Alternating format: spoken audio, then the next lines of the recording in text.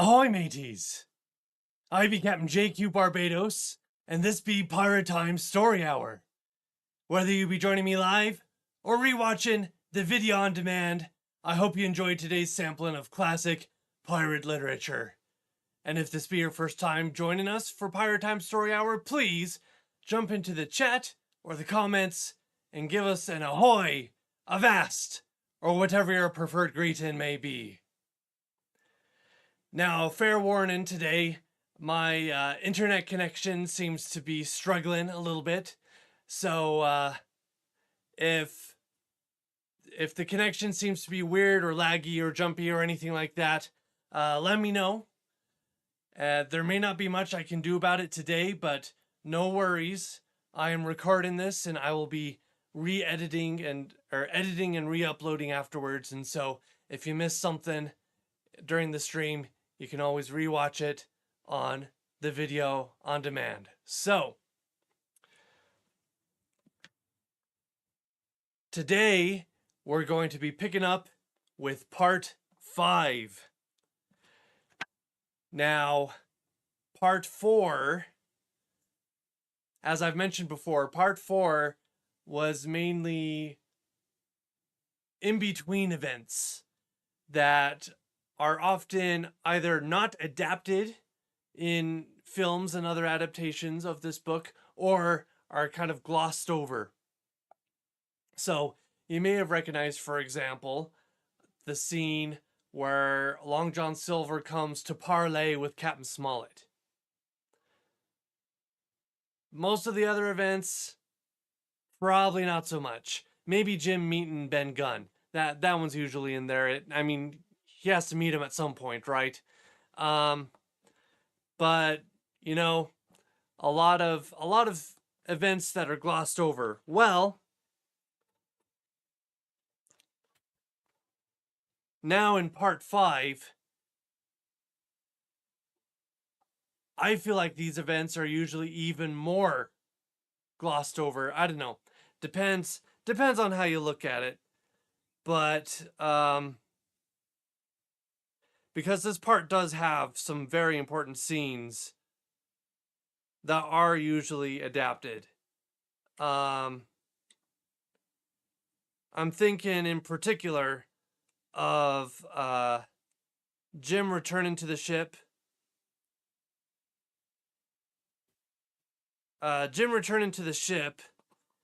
And then being held captive by the pirates after he's returned to the shore. And to be sure, those scenes are usually adapted in some way or another, but usually not in as much detail as we see here in the book.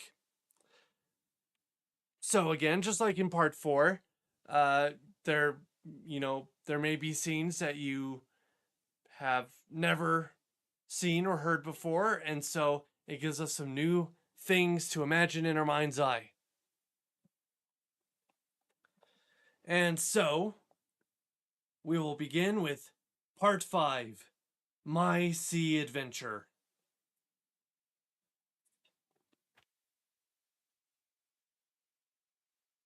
Chapter 22, How My Sea Adventure Began. There was no return of the mutineers, not so much as another shot out of the woods. They had got their rations for that day, as the captain put it, and we had the place to ourselves and a quiet time to overhaul the wounded and get dinner. Squire and I cooked outside in spite of the danger, and even outside we could hardly tell what we were at, for horror of the loud groans that reached us from the doctor's patients. Out of the 8 men who had fallen in the action, only 3 still breathed. That one of the pirates who had been shot at the loophole, Hunter, and Captain Smollett. And of these, the first 2 were as good as dead. The mutineer, indeed, died under the doctor's knife, and Hunter, do what we could, never recovered consciousness in this world. He lingered all day, breathing loudly like the old buccaneer at home in his like the old buccaneer at home in his apoplectic fit, but the bones of his chest had been crushed by the blow, and his skull fractured in falling, and sometime in the following night, without sign or sound, he went to his Maker.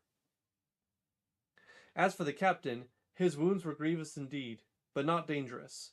No organ was fatally injured. Anderson's ball, for it was Job that shot him first, had broken his shoulder blade and touched the lung, not badly. The second had only torn and displaced some muscles in the calf.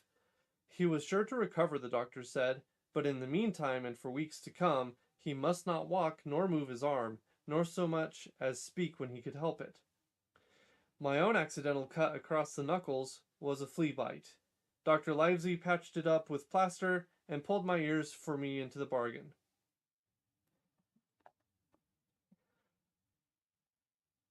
After dinner, the squire and the doctor sat by the captain's side a while in consultation, and when they had talked to their heart's content, it being then a little past noon, the doctor took up his hat and pistols, girt on a cutlass, put the chart in his pocket, and with a musket over his shoulder, crossed the palisade on the north side and set off briskly through the trees. Gray and I were sitting together at the far end of the blockhouse, to be out of earshot of our officers consulting, and Gray took his pipe out of his mouth and fairly forgot to put it back again, so thunderstruck he was at this occurrence. "Why, in the name of Davy Jones," said he, "is Dr. Livesey mad?"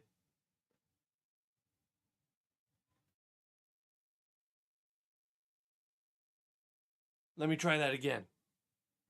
Why, in the name of Davy Jones," said he, "is Dr. Livesey mad?" "Why, no," says I. "He's about the last of this crew for that, I take it." "Well, shipmate," said Gray, "mad he may not be, but if he's not, you mark my words, I am." "I take it," replied I, "the doctor has his idea, and if I'm right, he's going now to see Ben Gunn." I was right, as appeared later, but in the meantime, the house being stifling hot, and the little patch of sand inside the palisade ablaze with midday sun, I began to get another thought into my head, which was not by any means so right. What I began to do was to envy the doctor walking in the cool shadow of the woods with the birds about him and the pleasant smell of the pines, while I sat grilling with my clothes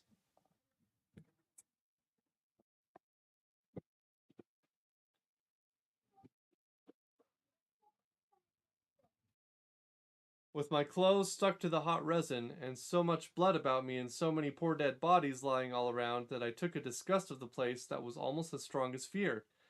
All the time I was washing out the blockhouse, and then washing up the things from dinner, this disgust and envy kept growing stronger and stronger, till at last, being near a bread bag, and no one then observing me, I took the first step toward my escapade and filled both pockets of my coat with biscuit. I was a fool, if you like, and certainly I was going to do a foolish, overbold act, but I was determined to do it with all the precautions in my power. These biscuits, should anything befall me, would keep me at least from starving till far on the next day. The next thing I laid hold of was a brace of pistols, and as I already had a powder horn and bullets, I felt myself well supplied with arms. As for the scheme I had in my head, it was not a bad one in itself. I was to go down the sandy pit that divides the anchorage on the east from the open sea, find the white rock I had observed last evening, and ascertain whether it was there or not that Ben Gunn had hidden his boat, a thing quite worth doing, as I still believe. But as I was certain I should not be allowed to leave the enclosure, my only plan was to take French leave and slip out when nobody was watching, and that was so bad a way of doing it as made the thing itself wrong. But I was only a boy, and I had made my mind up. Well, as things at last fell out, I found an admirable opportunity. The squire and Gray were busy helping the captain with his bandages, the coast was clear, I made a bolt for it over the stockade and into the thickest of the trees, and before my absence was observed, I was out of cry of my companions. This was my second folly, far worse than the first, as I left but 2 sound men to guard the house, but like the first, it was a help towards saving all of us. I took my way straight for the east coast of the island, for I was determined to go down the seaside of the Spit to avoid all chance of observation from the anchorage. It was already late in the afternoon, although still warm and sunny. As I continued to thread the tall woods, I could hear from far before me, not only the continuous thunder of the surf, but a certain tossing of foliage and grinding of boughs, which showed me the sea breeze had set in higher than usual. Soon cool draughts of air began to reach me, and a few steps further I came forth into the open borders of the grove and saw the sea lying blue and sunny to the horizon and the surf tumbling and tossing its foam along the beach. I've never seen the sea quiet round Treasure Island. The sun might blaze overhead, the air be without a breath, the surface smooth and blue, but still these great rollers would be running along all the external coast, thundering and thundering by day and night, and I scarce believe there is one spot in the island where a man would be out of earshot of their noise. I walked along beside the surf with great enjoyment, till thinking I was now got far enough to the south, I took the cover of some thick bushes and crept warily up to the ridge of the spit. Behind me was the sea, in front the anchorage. The sea breeze, as though it had the sooner blown itself out by its unusual violence, was already at an end. It had been succeeded by light, variable airs from the south and southeast, carrying great banks of fog, and the anchorage, under lee of Skeleton Island, lay still and leaden as when we first entered it. The Hispaniola, in that unbroken mirror, was exactly portrayed from the truck to the waterline, the Jolly Roger hanging from her peak. Alongside lay one of the gigs, silver in the stern sheets. Him I could always recognize, while a couple of men were leaning over the stern bulwarks, one of them with a red cap, the very rogue I had seen some hours before stride legs upon the palisade. Apparently they were talking and laughing, though at that distance, upwards of a mile, I could of course hear no word of what was said. All at once there began the most horrid, unearthly screaming, which at first startled me badly, though I had soon remembered the voice of Captain Flint, and even though I could make out the bird by her bright plumage as she sat perched upon her master's wrist.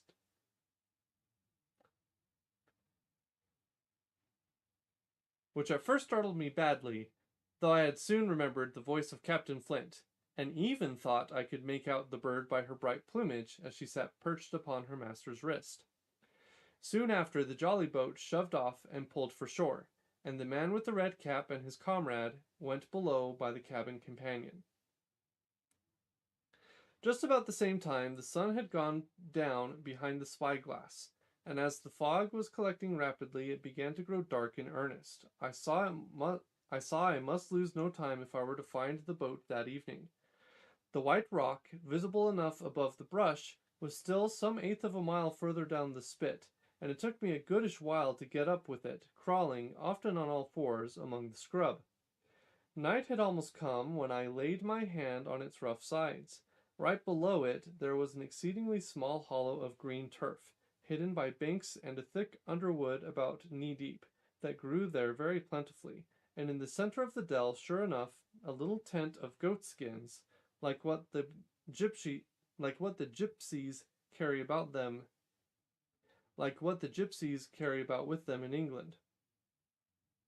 I dropped into the hollow, lifted the side of the tent, and there was Ben Gunn's boat, homemade if ever anything was homemade, a rude, lopsided framework of rough wood, and stretched upon that a covering of goat skin with the hair inside.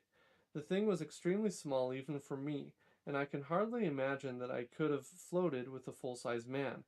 There was one thwart set as low as possible, a kind of stretcher in the bows, and a double paddle for propulsion. I had not then seen a coracle, such as the ancient Britons made, but I have seen one since, and I can give you no fairer idea of Ben Gunn's boat than by saying it was like the first and the worst coracle ever made by man. But the great advantage of the coracle it certainly possessed, for it was exceedingly light and portable. Well, now that I had found the boat, you would have thought I had had enough of truantry for once, but in the meantime I had taken another notion and become so obstinately fond of it that I would have carried it out, I believe, in the teeth of Captain Smollett himself. This was to slip out under cover of the night, cut the Hispaniola adrift, and let her go ashore where she fancied. I had quite made up my mind that the mutineers, after their repulse of the morning, had nothing nearer their hearts than to up anchor and away to sea. This I thought it would be a fine thing to prevent, and now that I had seen how they left their watchmen unprovided with a boat, I thought it might be done with little risk. Down I sat to wait for darkness, and made a hearty meal of biscuit. It was a night out of 10,000 for my purpose. The fog had now buried all heaven. As the last rays of daylight dwindled and disappeared, absolute blackness settled down on Treasure Island. And when at last I shouldered the coracle and groped my way stumblingly out of the hollow where I had supped, there were but 2 points visible on the whole anchorage. One was the great fire on shore, by which the defeated pirates lay carousing in the swamp. The other, a mere blur of light upon the darkness, indicated the position of the anchored ship.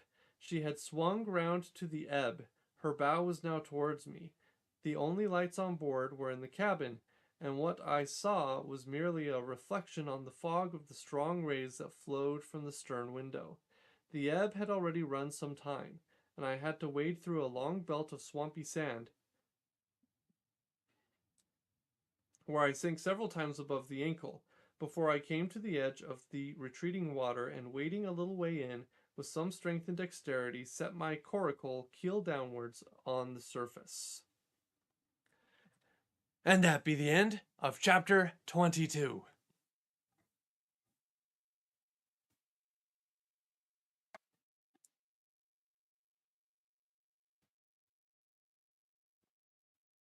Just making sure the stream is still healthy. It does seem to be.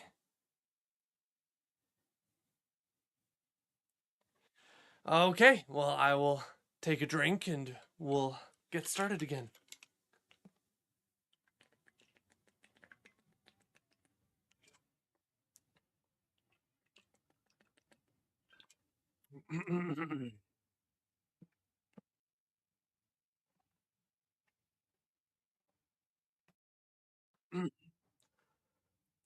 All right, chapter 23.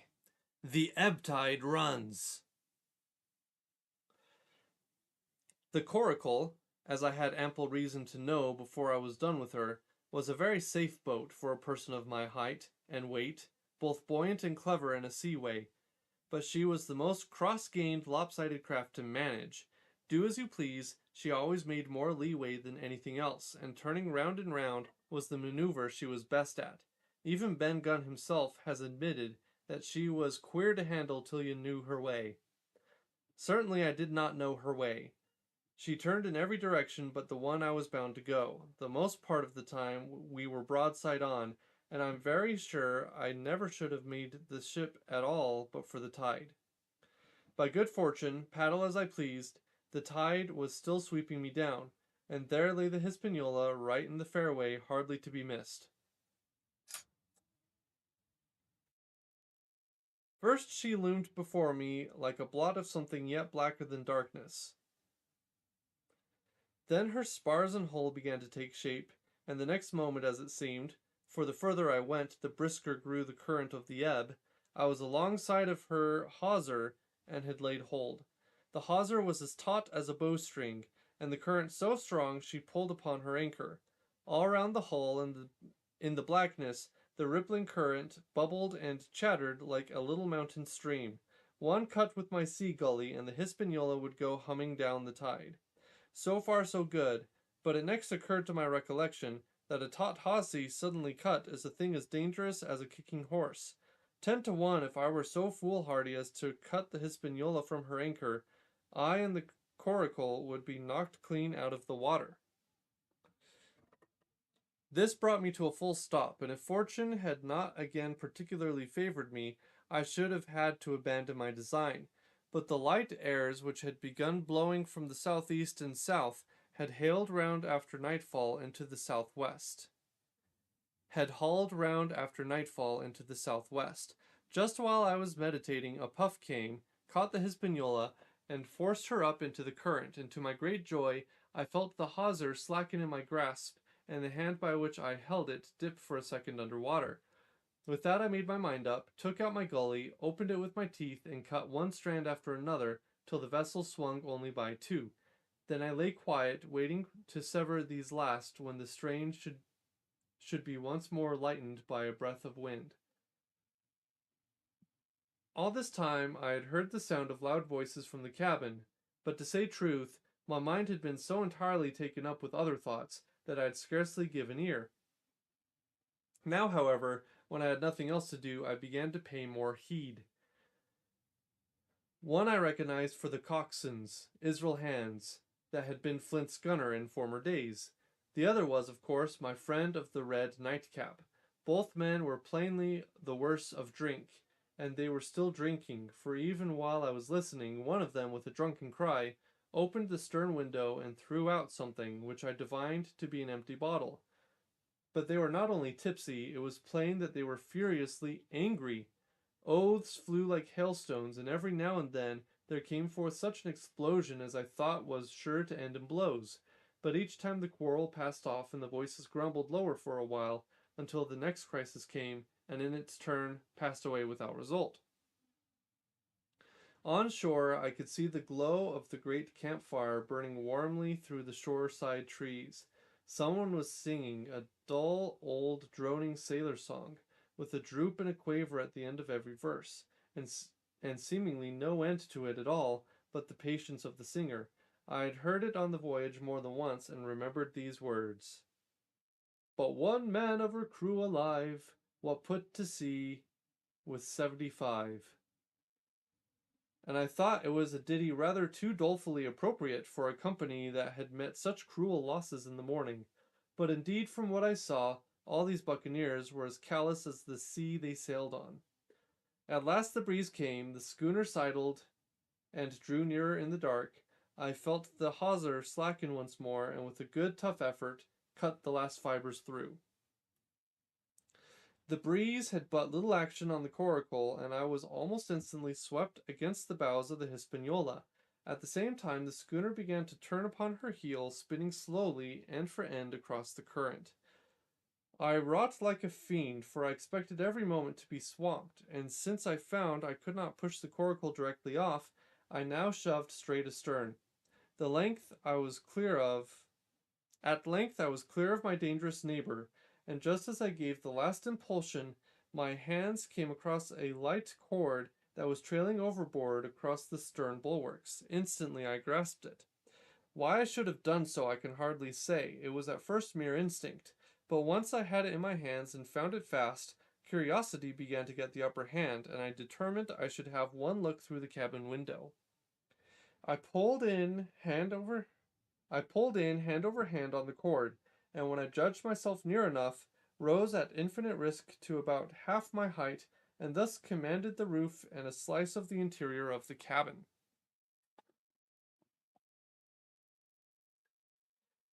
By this time the schooner and her little consort were gliding pretty swiftly through the water. Indeed, we had already fetched up level with the campfire. The ship was talking, as sailors say, loudly, treading the innumerable ripples with an incessant weltering splash, and until I got my eye above the window sill, I could not comprehend why the watchman had taken no alarm. One glance, however, was sufficient, and it was only one glance that I durst take from that unsteady skiff. It showed me Hans and his companion locked together in deadly wrestle, each with a hand upon the other's throat. I dropped upon the thwart again, none too soon, for I was near overboard. I could see nothing for the moment but these two furious, encrimsoned faces swaying together under the smoky lamp, and I shut my eyes to let them grow once more familiar with the darkness.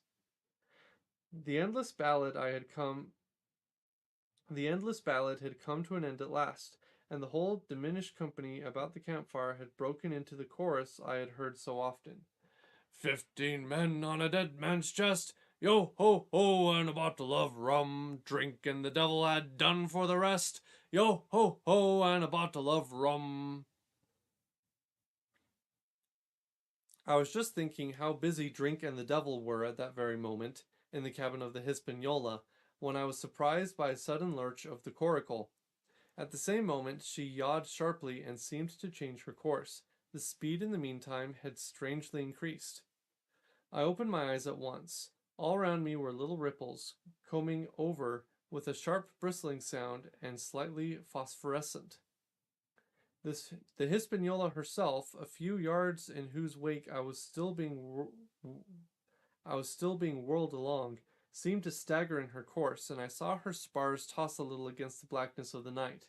Nay, as I looked longer, I made sure she was also wheeling to the southward. I glanced over my shoulder, and my heart jumped against my ribs. There, right behind me, was the glow of the campfire. The current had turned at right angles, sweeping round along with it the tall schooner and the little dancing coracle. Ever quickening, ever bubbling higher, ever muttering louder, it went spinning through the narrows for the open sea. Suddenly the schooner in front of me gave a violent yaw, turning perhaps through 20 degrees, and almost at the same moment one shout followed another from on board.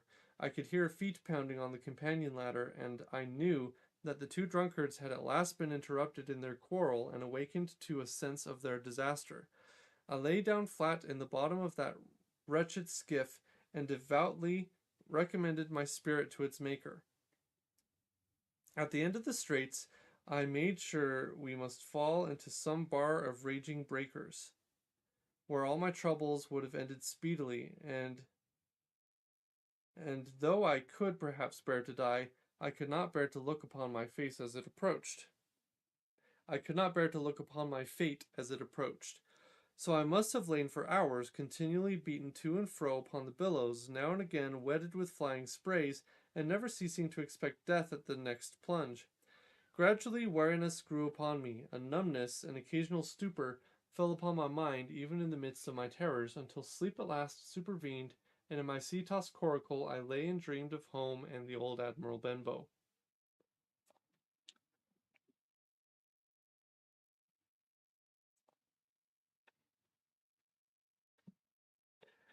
And that be the end of chapter 23.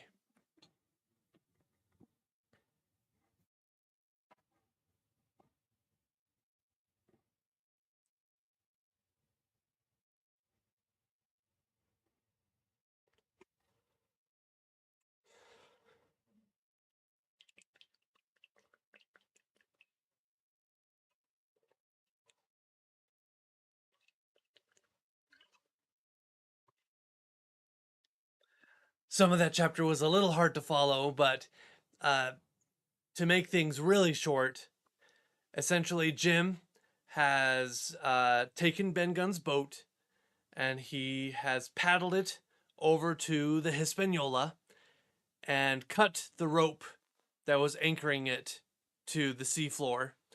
And now both the Hispaniola and Jim's little boat have been carried by the ocean current and just kind of tossed out to the open sea, and Jim isn't sure where they're both going to land.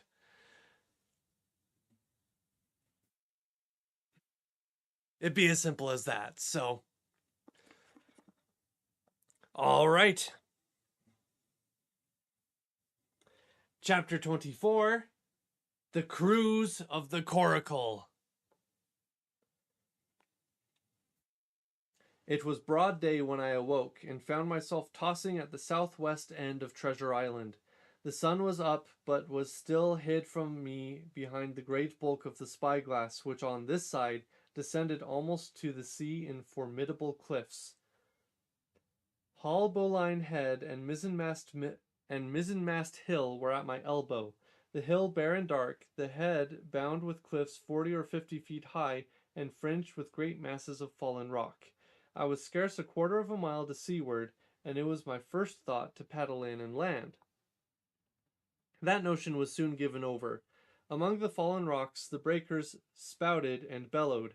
Loud reverberations, heavy sprays flying and falling, succeeded one another from second to second, and I saw myself, if I ventured nearer, dashed to death upon the rough shore, or spending my strength in vain to scale the beetling crags. Nor was that all, for crawling together on flat tables of rock, or letting themselves drop into the sea with loud reports, I beheld huge slimy monsters, soft snails, as it were, of incredible bigness, 2 or 3 score of them together, making the rocks to echo with their barkings. I have understood since that they were sea lions and entirely harmless, but the look of them, added to the difficulty of the shore and the high running of the surf, was more than enough to disgust me of that landing place. I felt willing rather to starve at sea than to confront such perils. In the meantime, I had a better chance, as I suppose, before me. North of Haulbeline Head, the land runs in a long way, leaving at low tide a long stretch of yellow sand. To the north of that again, there comes another cape, Cape of the Woods, as it was marked upon the chart, buried in tall green pines, which descended to the margin of the sea. I remembered what Silver had said about the current that sets northward along the whole west coast of Treasure Island, and seeing from my position that I was already under its influence, I preferred to leave Haulbeline Head behind me and reserve my strength for an attempt to land upon the kindlier looking Cape of the Woods. There was a great smooth swell upon the sea, the wind blowing steady and gentle from the south. There was no contrary there was no contrariety between that and the current, and the billows rose and fell unbroken. Had it been otherwise, I must long ago have perished, but as it was, it is surprising how easily and securely my little and light boat could ride. Often as I still lay at the bottom and kept no more than an eye above the gunwale, I could see a big blue summit heaving close above me, yet the coracle would but bounce a little, dance as if on springs, and subside on the other side into the trough as lightly as a bird. I began after a little to grow very bold and sat up to try my skill at paddling, but even a small change in the disposition of the weight will produce violent changes in the behavior of a coracle, and I had hardly moved before the boat, giving up at once her gentle dancing movement, ran straight down a slope of water so steep that it made me giddy, and struck her nose with a spout of spray deep into the side of the next wave. I was drenched and terrified, and fell instantly back into my old position, whereupon the coracle seemed to find her head again and led me as softly as before among the billows. It was plain she was not to be interfered with, and at that rate, since I could in no way influence her course, what hope had I left of reaching land? I began to be horribly frightened, but I kept my head for all that. First, moving with all care, I gradually bailed out the coracle with my sea cap. Then, getting my eye once more above the gunwale, I set myself to study how it was she managed to slip so quietly through the rollers. I found each wave, instead of the big, smooth, glossy mountain it looks from shore or from a vessel's deck, to be for all the world like any range of hills on dry land, full of peaks and smooth places and valleys.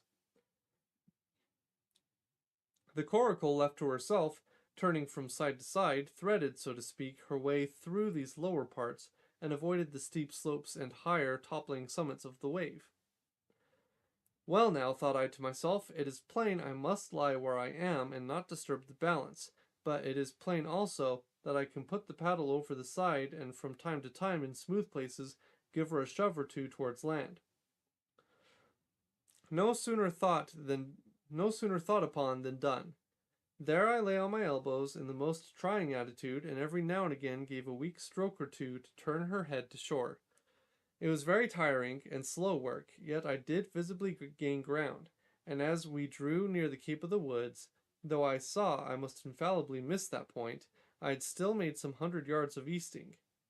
I was indeed close in. I could see the cool green treetops swaying together in the breeze, and I felt sure I should make the next promontory without fail. It was high time, for I now began to be tortured with thirst. The glow of the sun from above, its thousandfold reflection from the waves, The sea water that fell and dried upon me, caking my very lips with salt, combined to make my throat burn and my brain ache. The sight of the trees so near at hand had almost made me sick with longing, but the current had soon carried me past the point, and as the next reach of sea opened out, I beheld a sight that changed the nature of my thoughts. Right in front of me, not half a mile away, I beheld the Hispaniola under sail. I made sure, of course, that I should be taken, but I was so distressed for want of water that I scarce knew whether to be glad or sorry at the thought, and long before I had come to a conclusion, surprise had taken entire possession of my mind, and I could do nothing but stare in wonder. The Hispaniola was under her mainsail and two jibs, and the beautiful white canvas shone in the sun like snow or silver. When I first sighted her, all her sails were drawing. She was lying a course about northwest, and I presumed the men on board were going round the island on their way back to the anchorage. Presently she began to fetch more and more to the westward, so that I thought they had sighted me and were going about in chase. At last, however, she fell right into the wind's eye, was taken dead aback, and stood there a while helpless, with her sails shivering. "Clumsy fellows," said I, "they must still be drunk as owls." And I thought how Captain Smollett would have set them skipping. Meanwhile the schooner gradually fell off and filled again upon another tack, sailed swiftly for a minute or so, and brought up once more dead in the wind's eye. Again and again was this repeated, to and fro, up and down, north, south, east, and west. The Hispaniola sailed by swoops and dashes, and at each repetition ended as she had begun, with idly flapping canvas. It became plain to me that nobody was steering, and if so, where were the men? Either they were dead drunk or had deserted her, I thought, and perhaps if I could get on board I might return the vessel to her captain.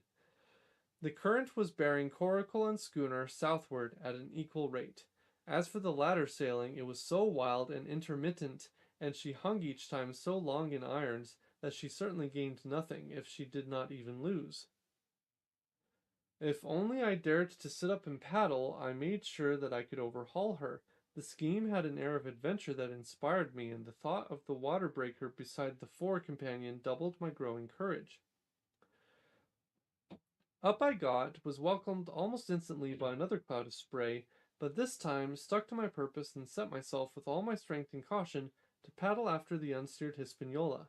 Once I shipped to sea so heavy that I had to stop and bail with my heart fluttering like a bird, but gradually I got into the way of the thing and guided my coracle among the waves, with only now and then a blow upon her bows and a dash of foam in my face.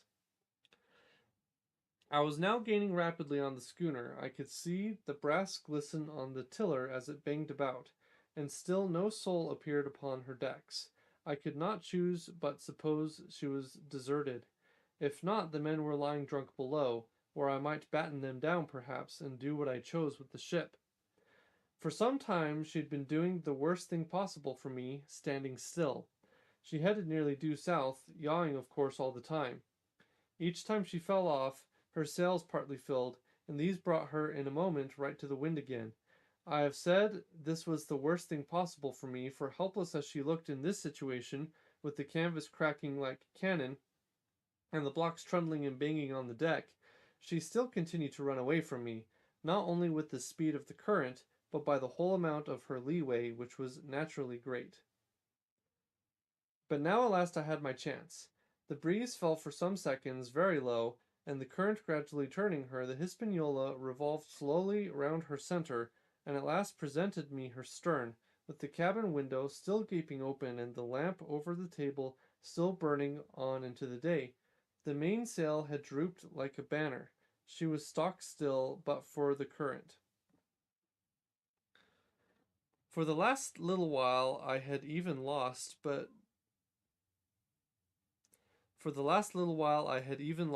now redoubling my efforts, I began once more to overhaul the chase. I was not 100 yards from her when the wind came again in a clap. She filled on the port tack and was off again, stooping and skimming like a swallow. My first impulse was one of despair, but my second was towards joy. Round she came till she was broadside onto me, round still till she had covered a half, and then 2/3, and then 3/4 of the distance that separated us. I could see the waves boiling white under her forefoot. Immensely tall, she looked to me from my low station in the coracle. And then of a sudden I began to comprehend. I had scarce time to think, scarce time to act and save myself. I was on the summit of one swell when the schooner came stooping over the next. The bowsprit was over my head. I sprang to my feet and leaped, stamping the coracle under water. With one hand I caught the jib boom, while my foot was lodged between the stay and the brace, and as I still clung there panting, a dull blow told me that the schooner had charged down upon and struck the coracle, and that I was left without retreat on the Hispaniola.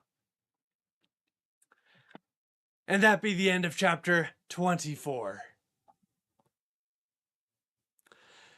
Again, parts of that chapter be a little hard to follow, so to make it short, essentially, Jim woke up to find that the coracle had been swept by the current all the way around to the other side of the island, and he decided to try to make his way back to shore. And in so doing, he came upon the Hispaniola and decided that he wanted to catch up to it. He could tell by the way that it was drifting aimlessly that either Israel Hands and the man in the red cap had abandoned the ship or were still dead drunk. And so he thought it would be the perfect opportunity to retake the ship. And so he has finally caught up to the ship and has pulled himself up on board.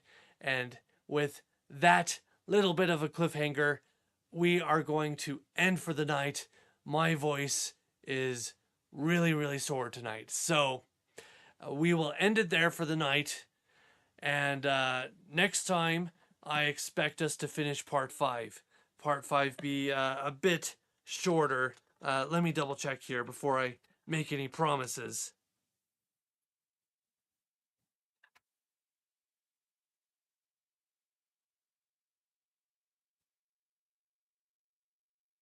Aye, next time we will finish part 5.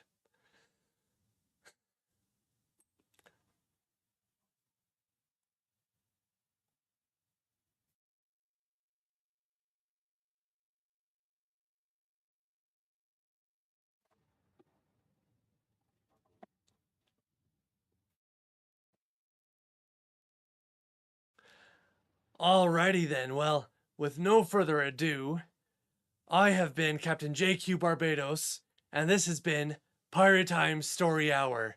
Thank you so much for being with me tonight, and until next time.